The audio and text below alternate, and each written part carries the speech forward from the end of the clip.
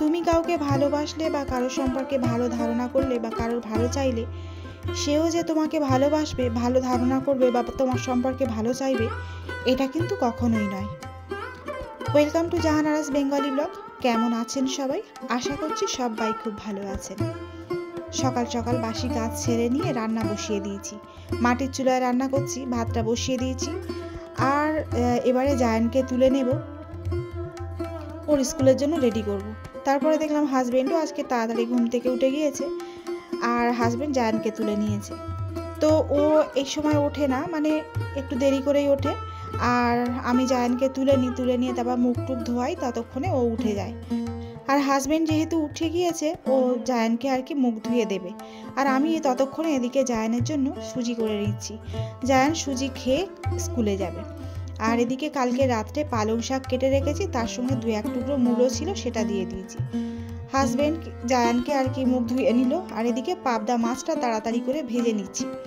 আজকে হাজবেন্ড তাড়াতাড়ি উঠে গিয়েছে, মানে হাজবেন্ড বেশিরভাগটা করিয়ে দেবে জায়ানকে, আর আমি এদিকে তাড়াতাড়ি করে রান্নাটা করে নিচ্ছি। রান্না দুটো হয়ে থাকলে আর কি হাজবেন্ড নিয়ে যায়।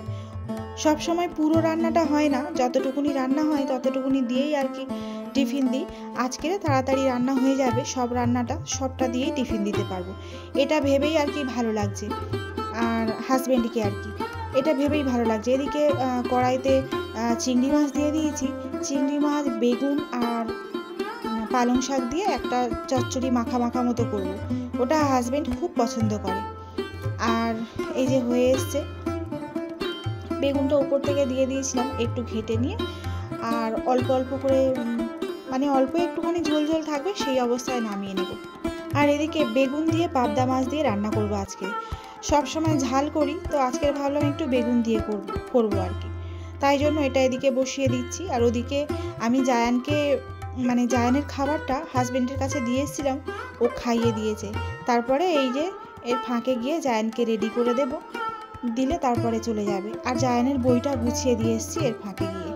এই যে হাজবেন্ডের টিফিনটা রেডি হয়ে গিয়েছে, আর পাবদা মাছ দিয়ে দিয়েছি। আর এই যে এই কন্টেনারে করে ভাতটা নেয়, আর আরেকটাতে এই যে পালং শাক তুলছি।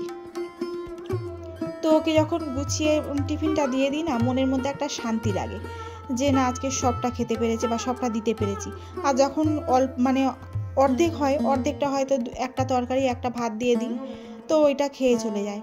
আর এদিকে হাজব্যান্ডের সঙ্গে একসঙ্গে আমি একটু চা, বিস্কিট, নিমকি এগুলো নিয়ে নিয়েছি। আমার এটা ব্রেকফাস্ট। হাজব্যান্ডও খেয়ে নিচ্ছে, আর হাজব্যান্ড সকালে আর ভাত খেতে চায় না, ও আমার সঙ্গে এগুলোই খায়। আর ও খেতে খেতে ল্যাপটপে ওর কাজ করে নিচ্ছিল, তো আমি আর কি এদিকে খাচ্ছি আর ওদিকে। এই সময়টুকুনি বেশ ভালো লাগে জানেন তো, দুজনে একসঙ্গে বসে খাই, একসঙ্গে গল্প করি, দুজনে খুব ভালো লাগে। দুপুর টাইমটা একসঙ্গে হয় না ঠিকই, কিন্তু এই যে সকাল আর রাত্রে একদম দুজনে আলাদা আমরা খাই না কখনো, সে খুবই কম, খুব প্রয়োজন হলে তারপরে যাই হোক, জায়ানকে স্কুলে দিয়ে এসছে, আর হাজবেন্ডও ডিউটিতে চলে গিয়েছে। এবার বাদ বাকি কাজগুলো আমি সেরে নিচ্ছি। এই যে ঘরটারগুলো মুছে নিচ্ছি, তারপরে কিছু থালা বাসন এঁটো পড়েছে, সেগুলো আর কি মেজে টেজে নেব, জামা কাপড় কাচবো, তারপরে গোসল করে চলে যাব জায়ানকে আনতে। আর জিসাদকে তো ও যখন বাড়ি থাকে ও নিয়ে আসে জায়ানকে, কিন্তু এখন খুব একটা যেতে দিই না জায়ানকে আনতে, কেননা ওর তো পরীক্ষা চলছে, তো পরীক্ষার সময় যাতে ওর অসুবিধা না হয় তার জন্য। এই যে আমি রেডি হয়ে নিয়েছি, এবার জায়ানকে আনতে যাব।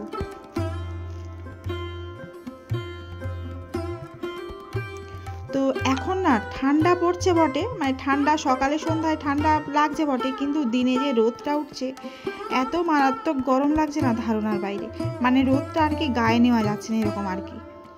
জায়ানের ছুটি হবে 12:50, তো আমি একটু তাড়াতাড়ি বেরোই, তাড়াতাড়ি বলতে ওই 12:30 নাগাদ বেরিয়ে যাই, কেননা এতটা রাস্তা হেঁটে যেতে হয়, তো এই সময় টোটো পাওয়া যায় না। আর তাছাড়া এইটুকুনি রাস্তা হেঁটে গেলে মনে হয় যে না অনেকটা ক্যালোরি আর কি কমলো, ক্ষয় হলো, তো সেই জন্য হেঁটে যাই আর কি।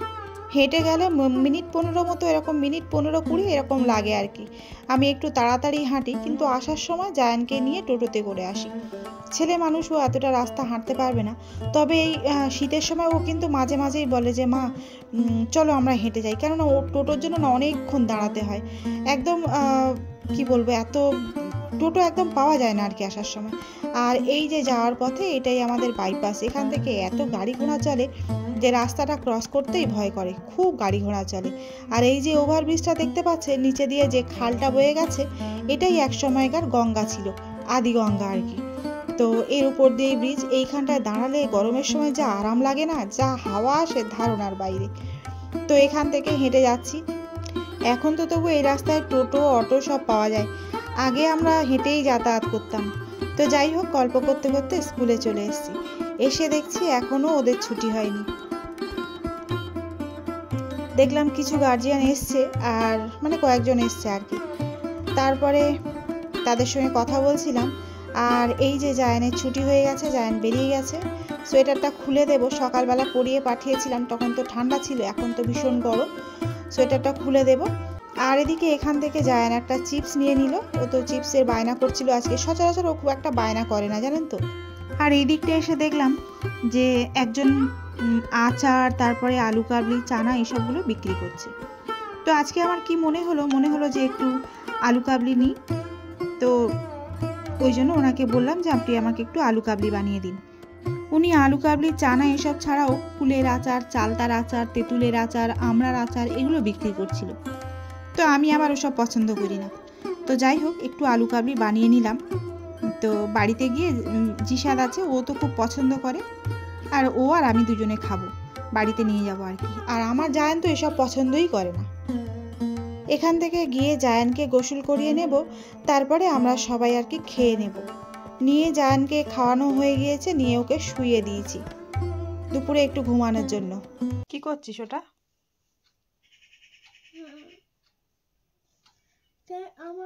আমার কমেন্ট লিখছে কেন? খাবে বলে। আমার তুমি বলেছিলে ভাত খেতে বলতে, বলেছিল যে এইটা তোমার বাবু বলেছিল। তুই কার বাবু? আমি তোমার। ও, তুমি আমার বাবু আর ওটা তোমার বাবু? তা বেশ, তাই হোক। এর বন্ধুগুলো হচ্ছে সেই দুটো বন্ধু আছে। ওর দুটো বন্ধু আছে? ওর বন্ধুর নাম কি? শবনম মীর? এইটা তো আমি। তোমার বন্ধু? শবনম মীর তোমার বন্ধু? শবনম মীর কার বন্ধু? আমার। এর কাছে স্বামীতা মন্ডল আছে, ও, আর মতিশা মন্ডল আছে। স্বামিতা মন্ডল আর মতিশা মন্ডল? তারা আবার কারা? সেটা একটা এর বন্ধু।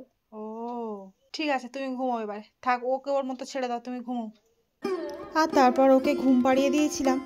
আর এদিকে বিকেলবেলায় আবার সবাই পড়তে এসছে বাচ্চারা, এদেরকে পড়িয়ে নেব। এদেরকে পড়িয়ে নিয়ে তারপরে আবার ওই যা কাজ, তারপরে জায়ানকে খেতে দেবো, জিসাদকে খেতে দেবো, দুধ বিস্কুট এইসব। আর তারপরে জায়ানকে নিয়ে পড়তে বসাবো। তো চলুন আজকের ভিডিওটা এই পর্যন্ত রাখি। দেখা হবে পরবর্তী কোনো ভিডিওতে। ততক্ষণ ভালো থাকবেন, সুস্থ থাকবেন, এবং আমার আজকের এই ভিডিওটি কেমন লাগলো তা অবশ্যই জানাবেন।